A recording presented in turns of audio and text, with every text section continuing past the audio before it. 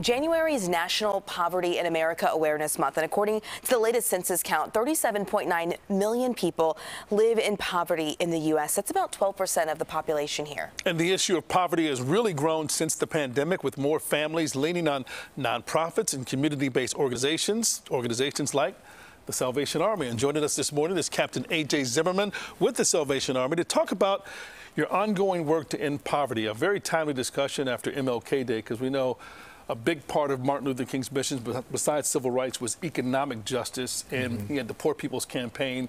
But here we are in 2023, so many people living below the poverty line. Why does that problem persist in Chicago? And tell us about your stories of just day-to-day people who are just struggling to make ends meet. Yeah, I think that there's so many different factors and faces to poverty. There's things like we have food deserts, we have people who are suffering from mental illness, we have people who just are dealing with short-term and long-term unemployment.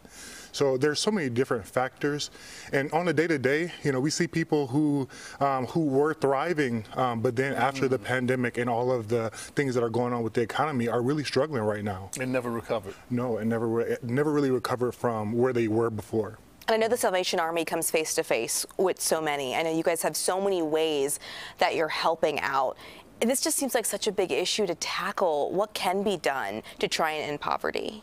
Yeah, end it might be a little bit difficult, but we definitely have programs and different people who are coming alongside of us to tackle some of the issues that we know that we can handle.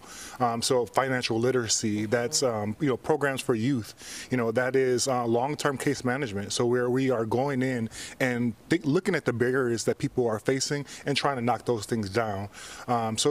It's definitely difficult, but I definitely think that if we focus on some of the factors that we are known, we can address those and deal with them. And those are those solutions of like, okay, you need to do this. Obviously, they're looking for employment, looking for jobs. What about the mental health component of really people who are just so embarrassed and ashamed and maybe don't have the fortitude to say, hey, I could seek help. I want to get help because, I'm not alone. This is a real problem, not just for me, but a lot of Americans. Yes, I'm so glad you brought that up because there is a misnomer of how you get into poverty, and there's a shame that comes along with it. Yeah. But I do believe that there are, sometimes you're just struggling. Sometimes you pay all the bills. You pay the electricity bill. You pay the stuff to get to have a roof over your head. And then life happens. Yeah, and then life happens, and you don't have enough money for growing kids to clothe them, or you don't have enough money for food. And so I would say, don't worry about what other people think about you. Make sure your family is taken care of. And so we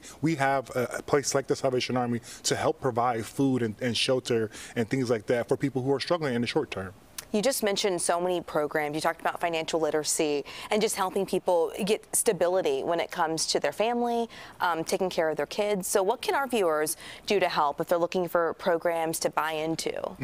Well, I would say definitely get involved. That's definitely one way that you can help. We would love many volunteers in the Salvation Army. Many hands make light work, but also you can donate. We have a site that you can donate, salarmychicago.org, and we would love for you to help invest back into our community. Help us help our neighbors. Captain A.J. Zimmerman, thanks so much for being with us, and thanks to all the Salvation Army does, not just with combating poverty, but all of the struggles that we face from time to time. Yeah, last month you spoke with someone who was rehabilitated. Yes, wonderful drug story. Rehabilitation, and the stories are so powerful. Yeah. Thank you so much. Yes, thank you.